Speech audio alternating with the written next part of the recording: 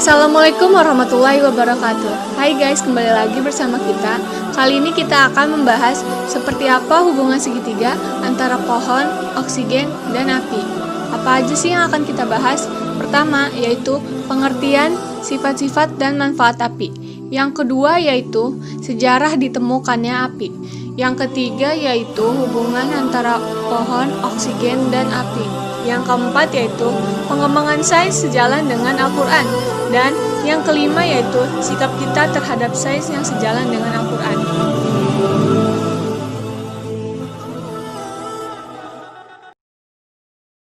Pengertian api. Apa sih itu api? Api ialah suatu reaksi kimia oksidasi cepat yang terbentuk dari 3 unsur, yaitu panas, oksigen, dan bahan yang mudah terbakar, yang menghasilkan panas dan cahaya. Api sendiri terbentuk ketika udara, terutama oksigen, mengalami penggabungan dengan benda yang mudah terbakar atau bahan bakar yang kemudian mendapat energi panas yang memicu reaksi kimia antara oksigen, bahan bakar, dan energi panas. Berikut adalah beberapa sifat api yang dapat kita kenali. Yang pertama yaitu suhu yang relatif tinggi. Berapa sih suhu api itu? Suhu api terendah yaitu api berwarna merah, yaitu sekitar di bawah 1000 derajat Celcius. Sedangkan suhu tertinggi api yaitu api berwarna biru, sekitar lebih dari 1500 derajat Celcius. Yang kedua yaitu memiliki cahaya dan bentuk yang fleksibel mengikuti arah angin. Dan sifat api yang ketiga yaitu merusak. Yang dimaksud merusak adalah jika digunakan dalam jangka waktu yang cukup panjang tanpa jeda, bisa menyebabkan kebakaran dan sebagainya. Meskipun api tampak memiliki sifat yang kurang bersahabat, tetapi api juga memiliki kegunaan, antara lain yaitu yang pertama digunakan sebagai bahan bakar api unggun, perapian atau kompor gas.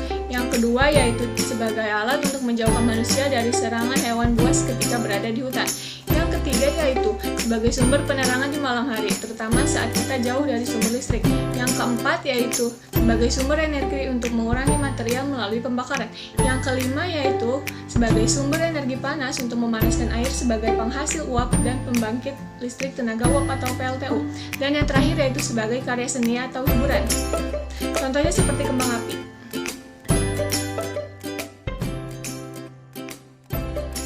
Ternyata manfaat api banyak banget ya bagi kehidupan.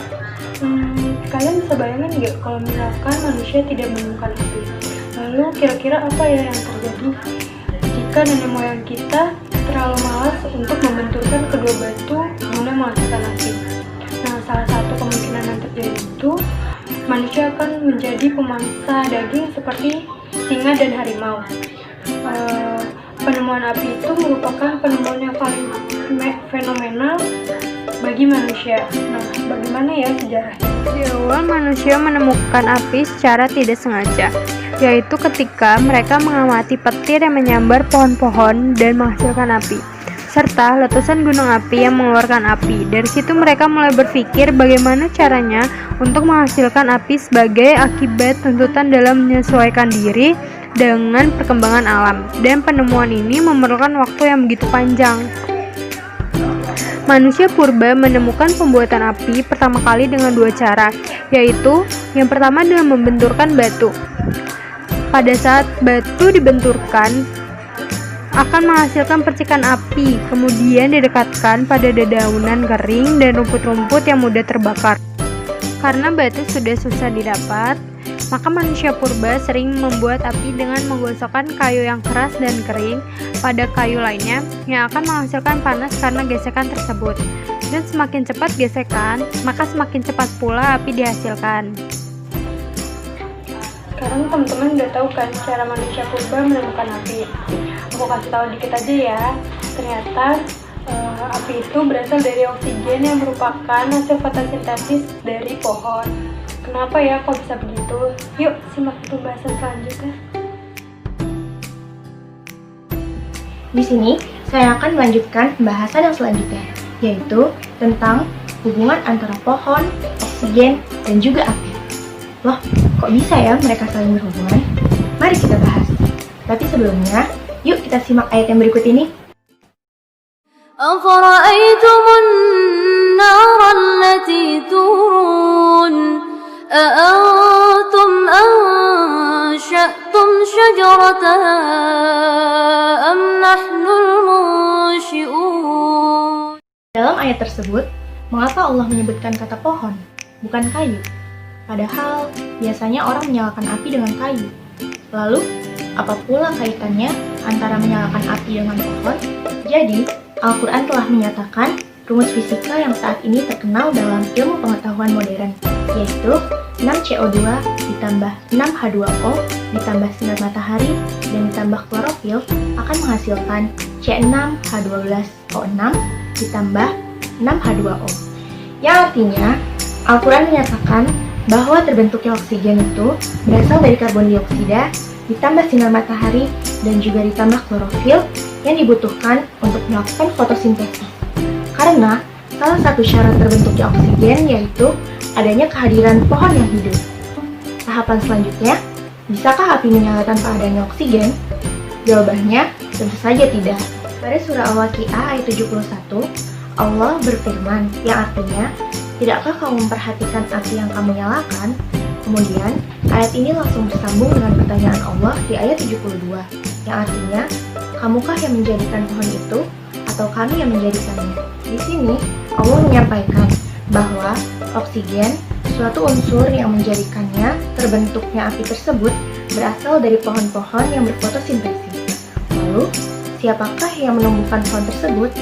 Tentu saja, hanya Allah Subhanahu wa Ta'ala yang bisa menumbuhkannya.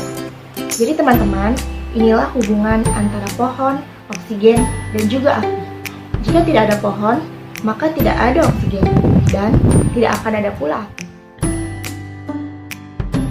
Setelah menyimak penjelasan sebelumnya, kita jadi tahu nih, pengembangan sains itu ternyata sejalan ya dengan ajaran Al-Quran. Al-Quran memerintahkan manusia untuk menggunakan akal dan mengamati alam. Dua hal tersebut menjadi dasar metodologi sains.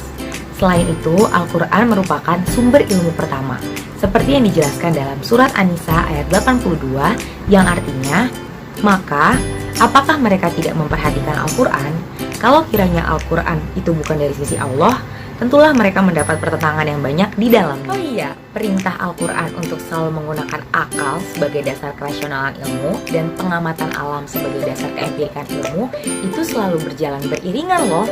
Seperti dalam surat Ar-Rum ayat 22, surat Al-Baqarah ayat 164, surat Ali Imran ayat 190-191, surat Yunus ayat 5, dan surat Al-An'am ayat 97. Selain itu, dalam Al-Quran juga sering muncul dua pertanyaan.